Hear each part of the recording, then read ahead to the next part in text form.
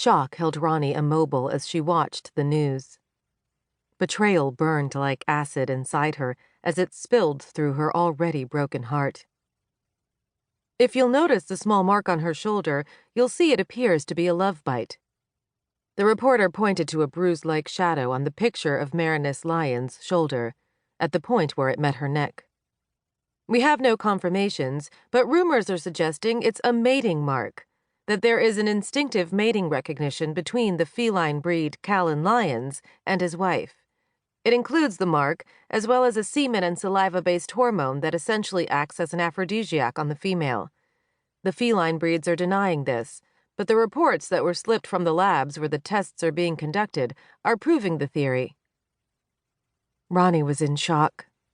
She stood beneath her father's regard, watching the report, feeling the blood drain from her face as her eyes centered on the mark revealed by the photo. It would be easy to claim it was no more than a love bite, but several photos over the course of 3 months showed it never changed, never healed. The reports smuggled from the breeds, the newscaster reported, said it never would. Roni's hand rose to her shoulder, covering the mark she knew marred her own flesh, just as it did Callan's wife. "What the hell possessed you to fuck that freak?" Her father sneered as he paced the room, his breathing harsh, fury outlining every inch of his body.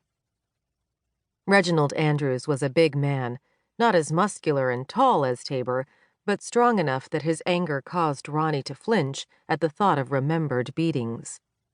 She was an adult now. She wouldn't tolerate physical violence from him anymore, but she had never gotten over her fear of him.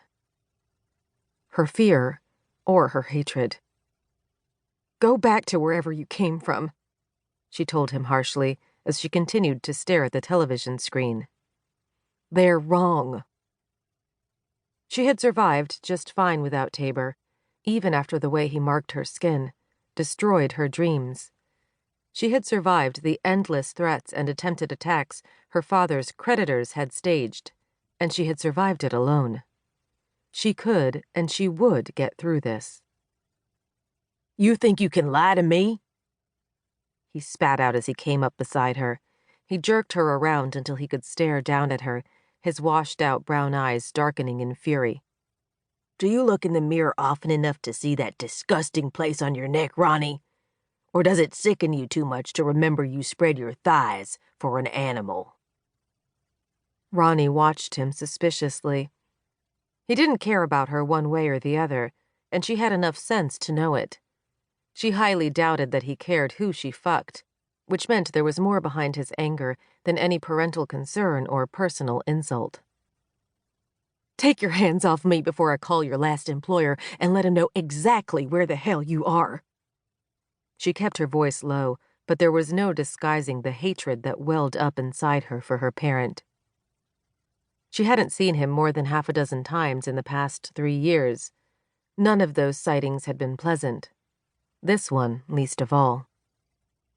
"Roni, you've gone and ruined everything," he yelled back at her furiously, but he did release her. "I nearly had you married, girl. Mr. Turns would have paid for the use of you, while you let that cat have it for nothing." Ah, so now we get to the real story, she thought mockingly.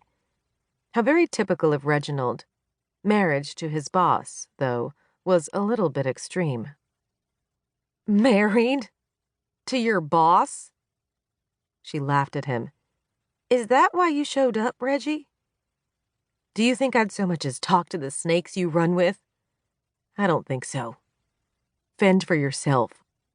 It's what I do." What she had always done. She turned back to the television, nearly losing her breath at the recorded interview with the 5 feline breeds. "The reports are farcical," he stated. "The Genetics Council will do anything to frighten the world into destroying us. That's their sole aim. Until our scientists say it's true, then as far as we're concerned, it's nothing but propaganda." Taber's voice sent a surge of heat flowing through her body that she didn't even attempt to fight. She had learned over the years not to fight it. It only hurt worse when she did.